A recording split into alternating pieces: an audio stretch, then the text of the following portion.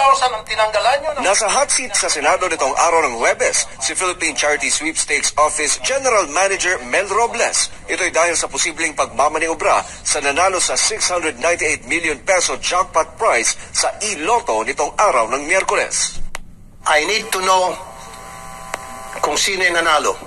Kasi nga po, merong mga balita nakarating sa amin na katropa nyo na po yung nanalo. Totoo yan.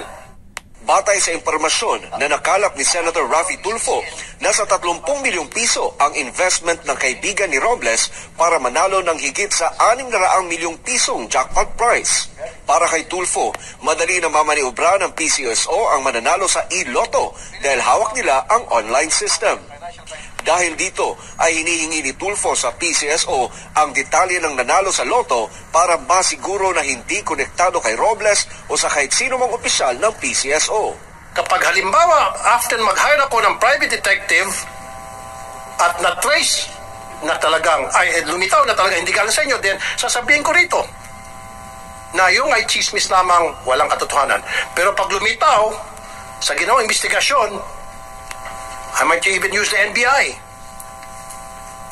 DICT, private detectives, CIDG, lahat ng mga agencies ng gobyerno para gumawa ng cross-checking, LTO, PSA, kung connected ba o hindi, or SAC, connected ba o hindi sa mga kasamahan nyo dyan sa PCSO, itong nanalo.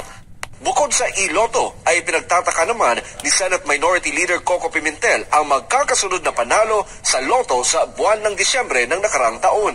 Sa buwan ng Disyembre, mabilis na tinamaan ang jackpot prizes sa 642, 649, 645 at 655 draws. Ang mga premyo sa nasabing draws ay mas pinalaki para tumaas ang excitement ng mga tao ayon kay Robles.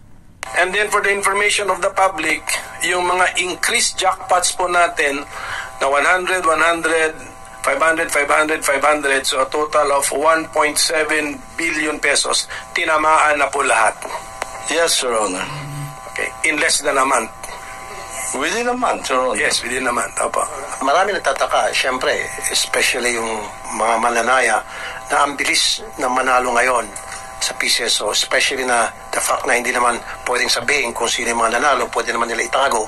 Plus, pagdating po dun sa online, sila naman may control ng computer system na yan. So, madali na nilang i-hocus-pocus. Yun po yung sinasabing hinaing na marami mga mananaya. Pinunari ng dalawang senador ang edited na litrato ng 43 million peso winner kamakailan mula sa 642 jackpot draw. Pero depensa ni Robles, ito ay para protektahan lamang ang pagkakakilanlan ng nanalo. Your Honor, if there is something to apologize, it's the poor editing. But I think it has served its purpose of concealing the identity. Para sa Diyos at sa Pilipinas kung mahal, Troy Gomez nagulat, SMNI News. Attorney Sal, bago po kayo mag-comment sa balitang ito, sa issue po na ito, let me just read out some data na rin po, para rin po sa mga kaalaman ng ating pong mga tigapanood.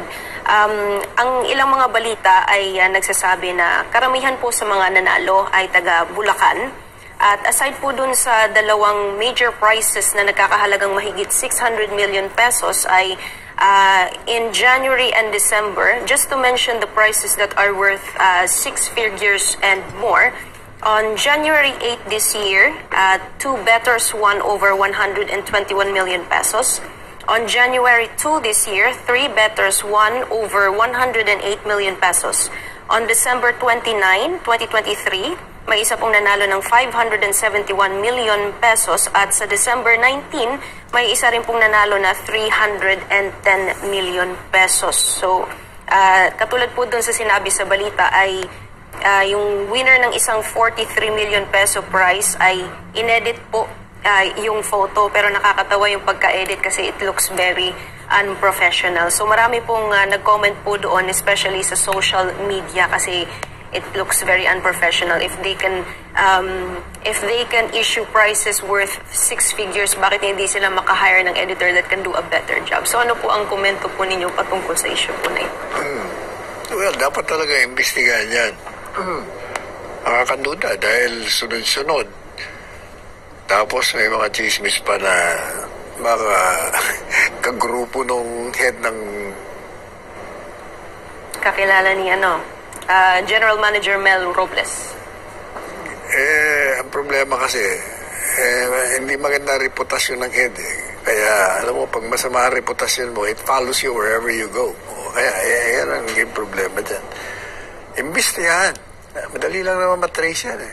Kung iimbestigahan mo, yung nanalo, malalaman mo yan kung ano mga connection yan.